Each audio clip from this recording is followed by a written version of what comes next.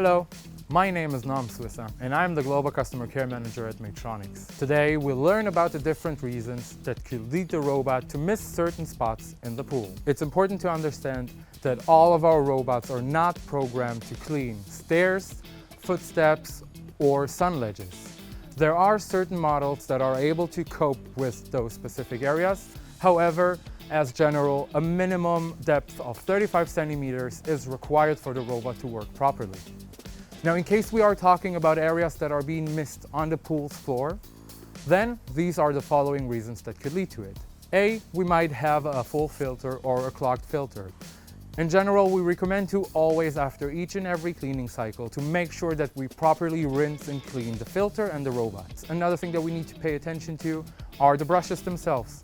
It's possible that the brushes are either worn or even torn. In case they are, please reach out to your nearest service center to get them fixed. Last but not least is also the pool's chemicals balance as well as the temperature. Please make always sure that the pool chemicals are always balanced and that the temperature ranges between 15 and 35 degrees Celsius.